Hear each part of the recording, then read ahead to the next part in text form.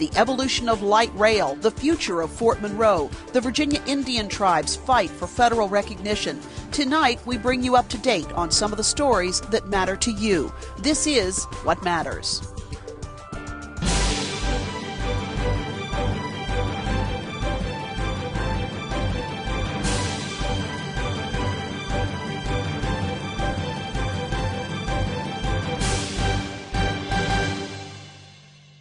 Good evening, I'm Kathy Lewis. We begin our third season of What Matters tonight.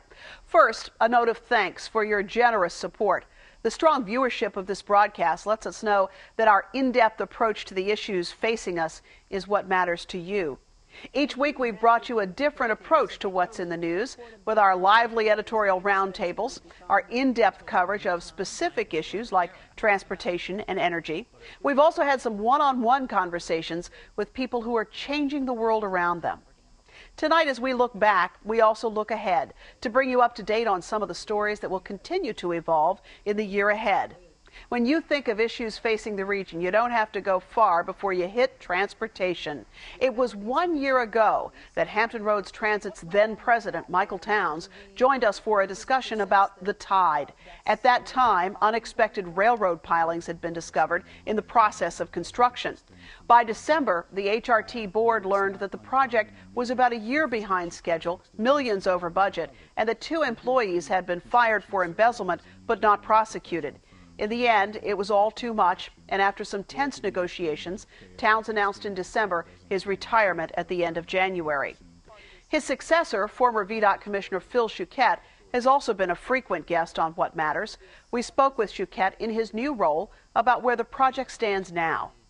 He says it will be finished by the spring of next year with a cost of about $106 million more than the original figure. The cost at completion of the tide will not exceed $338,284,251, and we will be in revenue operation service in May 2011. If you look at your cost spreadsheet, you'll notice that we compare the cost to complete to the 232 full funding grant agreement and not to the $288 million December number.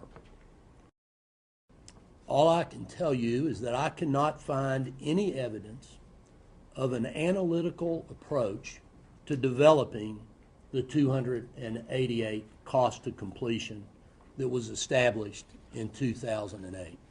The new figure is based on a 6-month review by Hampton Roads Transit's financial consultant, AECOM. The light rail project starts near the EVMS campus, winds through downtown Norfolk, and ends at Newtown Road. It's now about 62% complete. As we enter our third season, you can expect more conversations about light rail, the prospect of high-speed rail, and the collision between transportation needs and revenues to meet them. As light rail moves forward, the face of Norfolk is changing in the places where light rail stations are planned. To make way for the main light rail station in downtown Norfolk, the city demolished the old Kern Library and relocated it just up the street. The construction of the new library is moving forward with a scheduled opening mid-2012. It'll be called the Colonel Samuel Slover Memorial Main Library. I think it's going to be a very friendly and engaging place to come in. We've got the second best local history collection in the state of Virginia here. So we're going to give people better access to local history. We're going to have probably a 12 to 15,000 square foot children's library and learning center, similar to what we've got out at Pretlow, which has been very popular with new parents and their toddlers. We're going to have a lot of computers. I would think at least a couple hundred public computers in the building. It will be wireless, and we'll use technology in some other very innovative ways.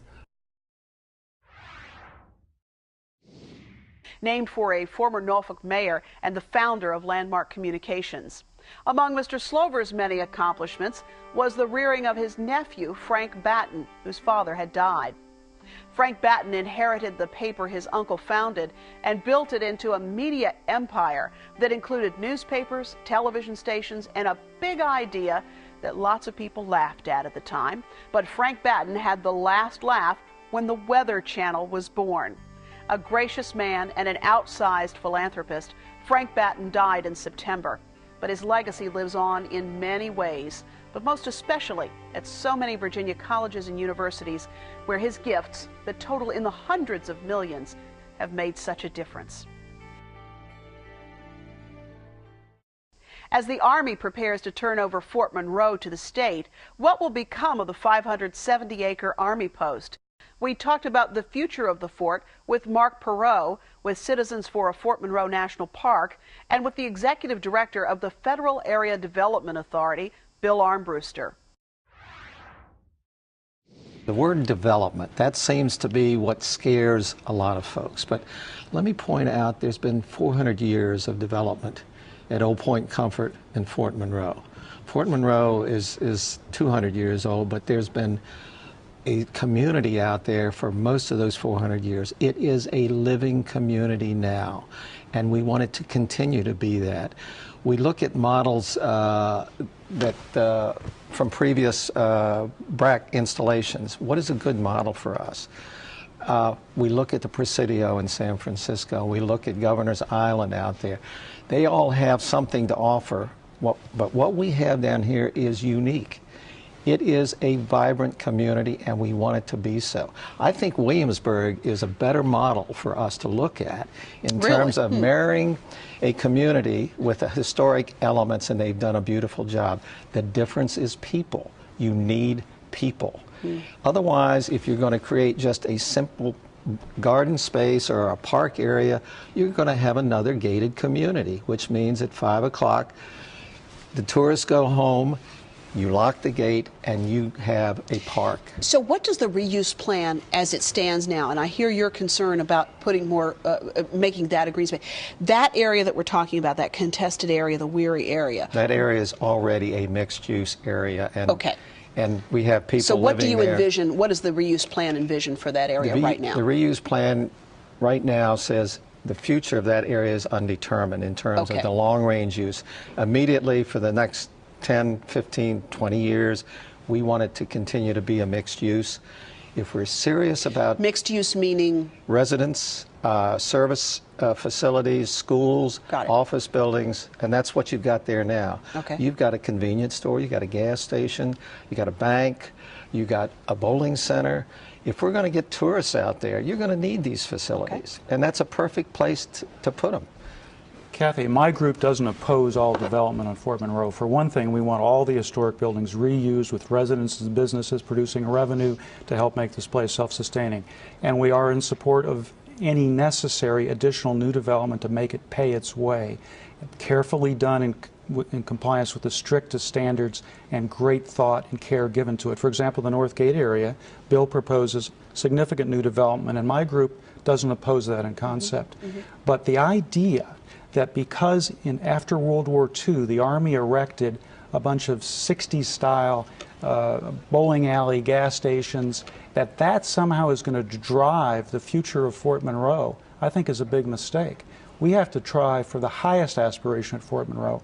Those post-World War II buildings will someday be cleared. Not immediately, because Bill says we need some of them for revenue, but they will be cleared. Let's not let what happened in the 60s dictate the vision for Fort Monroe. Let's decide what the very best use of the Wary Quarter is. The people want a grand public place at Fort Monroe. And it sounds like the other piece that you're concerned about is what might happen beyond that 10 years or so, that temporary period, what might happen beyond that time? Absolutely. I mean, there's governors come and go, you know, Fort Monroe Federal Area Development members and will come and go, and we want to put something in place for the long term that will stand up to pressure. And that's our job. That's exactly what our role is. That's our mission. The Wary Quarter, which the endangered green heart of Fort Monroe, whose status is undetermined and is being planned for cleanup to allow development to occur there. We think it should remain mostly green space, and that part of the plan needs to be clarified. And this area that we're talking about, just to be clear, if I understand it, is a barrier between the green space and the historic area. Is that right? Well, that's what we're afraid it will become. It's about 100 acres in between. But you would like to see that remain green space as well? Mostly, so that there's a connection for the visitor, local visitors, residents, tourists, between the historic area, which is magnificent, and the green space and the beaches, which in themselves are magnificent, and make the whole thing work together and in the public's mind as one fantastic treasure. I think it's something that your organization really brought to the fore, which is this role of Fort Monroe as a site to talk about slavery in America. Is that envisioned to be part of this process? Absolutely. In fact, we're beginning to work on something we're calling the interpretive master plan. And we have engaged some consultants to help us research the contraband story. And that will be an integral part of the story that we're going to tell at Fort Monroe. It is a compelling story. It's one most of us did not learn when we were taking history growing up. I certainly didn't know about it, but slavery actually began at Old Point Comfort in 1619, and in 1862 with the contraband event, that was the beginning of the end. So it is a compelling story that is going to have a major role in the future telling of what the historical base is, Fort Monroe. This past November, the Fort Monroe Federal Area Development Authority Board voted unanimously to pursue national park status. That was just one of several developments for Fort Monroe this past year. Bill Armbruster has spent a lot of time working with legislators in the General Assembly to make sure that when that handover happens, the project has the tools and the funding it needs to operate efficiently. That's been our principal focus. We're working to expand our staff. I have a very small staff, so I need some help in being able to manage and operate what is, as I said, a community out here that we want to keep open and vibrant, but yet economically viable and sustainable. Well, that's a conversation that will continue into our third season at least.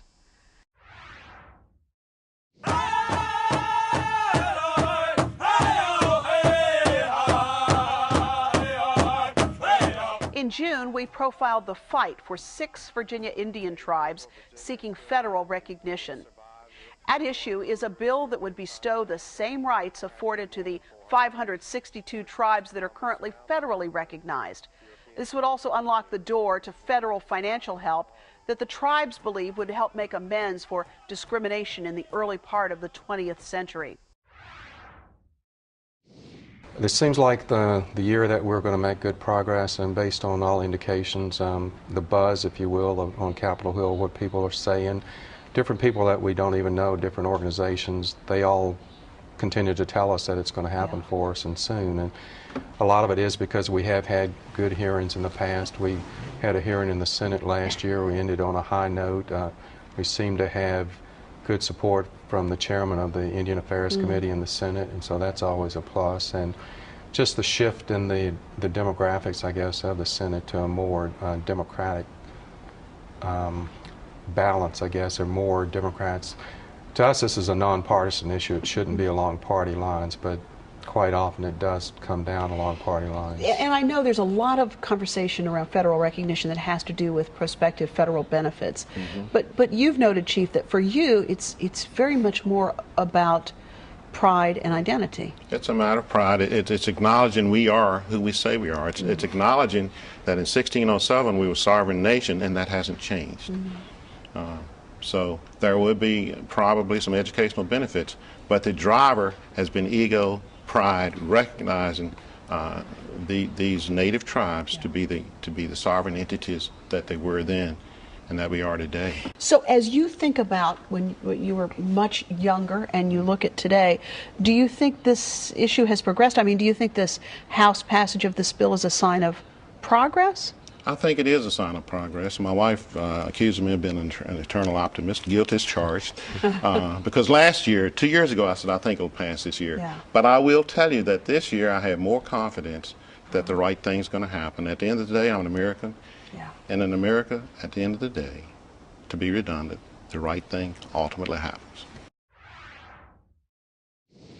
Wayne Adkins, the president of Virginia Indian Tribal Alliance for Life, or VITAL, and second assistant chief with the Chickahominy tribe, tells us that the U.S. Senate has passed the bill out of committee and recommended passage by the full Senate. The Virginia Indian Tribal Alliance is now working with the Senate delegation and staff to get the bill on the full Senate agenda. This past year, for the first time, WHRO recognized individuals who've made a difference in Hampton Roads with its Community Impact Awards. I had a chance just to watch the video very recently and to see the stories of these 5 people we're going to honor today, and their stories are great. You will leave here smiling. Hopefully you will have learned something about what's going on in our community that you may not have known about before. You know, often in the media you hear about the bad things, gang violence, or the economy, or all this nasty stuff. But you're going to hear about some great stories and people who are doing outstanding work. So to the 5 winners today, my personal thanks for the work that you're doing. It is really incredible, and I'm glad we're able to honor you.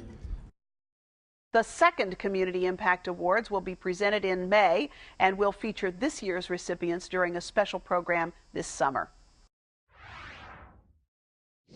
One of the local movements that's gained significant support this past year was the community-supported agriculture movement.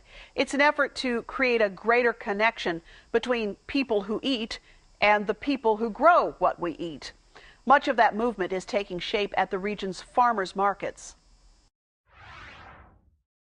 You'd find fresh local produce, and we are a producer-only market, which some markets are not. What does that mean, that is a term that means that if you come, you're talking to the person that raised or grew or harvested the product, whether it's fish, meat, honey, vegetables, that they're the ones that can tell you the story behind the product. And I think a lot of us think of the farmers markets just having vegetables and fruit, but really you mentioned meat, dairy. I mean, there's a lot more there. Right. So if you come to our market, you would like to be able to buy everything you needed for a meal. You can buy your cut flowers for the table. So you can plan your meal around what you know is going to be there that day, or as you shop even. Now, this brings us to the conversation about community-supported agriculture, where you sort of partner with a farmer, I guess, Bevsel, is how we would put this. Is that a fair enough description? Traditionally, that's the way it's done, is it's between a farmer and a family. But over the last 5 years, we've pondered this conundrum, as we say, because sometimes a farmer can have a blight or a drought, and you don't end up with a whole lot. And usually most farmers generally only plant 4, 5, 6 things. They don't plant a variety of produce. So what we've come up with at the farm market is a farm market CSA. And we have farmers that grow tomatoes, and one that grows cucumbers, and one that grows eggplants. So you get a variety. So we've kind of become the urban answer to the CSA.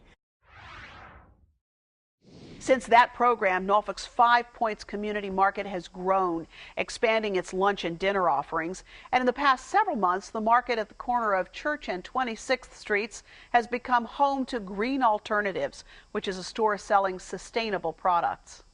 Also this year, more local farmers will be displaying their produce at the 5 Points Market, and many of them are using new growing techniques that give us what we like all year round. The big thing this year is the high tunnels and the composting and being able to extend their seasons. Because now, I mean, we're being able to get right now, in the dead of winter, we're being able to get fresh produce because of high tunnels. A lot of the farmers are extending their season because they're using these high tunnels so that they can actually provide us with fresh local produce longer. And this is something I have been crying for 4 years or more. So it's finally coming to fruition, and it's very, very exciting. We have to save your son, or your wife is gonna die. How's she gonna die? You're going to kill her. Hollywood is still hot for Hampton Roads. While Hampton Roads has been a busy soundstage in the past year, much of the work is on the small screen. The area remains a hotbed for TV shows, including reality programs like A&E's Hoarders and TLC's What Not to Wear. Still, we've seen filming for movies like The Box, starring Cameron Diaz and Richard Marsden. While much of the movie was shot in Massachusetts and many of the Richmond scenes were recreated, NASA Langley Research Center in Hampton was featured in the film. NASA's wind tunnel and its Reed Center Auditorium were used in several scenes. The film hit theaters last November and was just released on DVD. Last season on What Matters, our filmmaking panel of experts spoke about what it takes for the movie industry to get the cameras rolling in the Commonwealth. The key word here, incentives. Back in the early 90s, everybody talked about runaway production because Canada figured out they could lure Hollywood there by giving them money to come, and they would spend money. And then Louisiana, then New Mexico, Massachusetts, all these people got involved in the incentive game to as high as 40% cash. What does that mean when you say 40% cash? If you come to my state and spend $10 million on a movie, I write you back a check for $4 million. Wow. And the producers take that money and either put it in their pocket or back in their films. Sure. And we've lost several films to states with incentives, some that were written locally, written for Virginia. Well, it's always tough to get productions to come in because all the states compete for the productions and some offer incentives. We do not have a large incentive package to bring production companies in, but still there are some things we have here. We shot a lot of the miniseries John Adams up in Williamsburg, and so there are things you can't replace here that production companies can't get elsewhere. Is it competitive within the Commonwealth in terms of locations? I mean, are we pretty competitive with, say, Richmond or Northern Virginia? Oh, sure. Actually, regionally, Northern Virginia is always number one because of D.C., and Hampton Roads is number 2. And this past General Assembly session brought some good incentive news for filmmakers scouting in Virginia. Legislators passed a filmmaking grant program. The program would allow state grants to movie companies that spend at least $250,000 on film productions in Virginia. In the works, insiders tell us, movie makers are still hungry for Hampton Roads' rich historical landscape. In fact, we're in the running for scenes in Steven Spielberg's upcoming biopic Lincoln, starring Liam Neeson and Sally Field, and the possible sequel to HBO's John Adams miniseries starring Paul Giamatti, entitled 1776. Virginia. Virginia votes yes. Maryland. As for the stars of our little show, well, we had one-on-one visits with all the candidates who ran for statewide office last November. Well, first, I appreciate you giving us this kind of format. This is great for a candidate to have a one-on-one sit down and talk in depth about the issues, not having to cram your whole message into 30 seconds. So thank you for that and for WHRO for doing this. With UVA political analyst Dr. Larry Sabato, with international business executive Blythe McGarvey. Business is all about people. And it's the engine that makes the world turn around. And with Sister Mary June Morin, the last nun at St. Mary's Home for Disabled Children. They said, "Why don't you retire?" I look at them and I said, "Why retire?" I said, age is but a number. Yeah. Years is but a number. And mine is unlisted.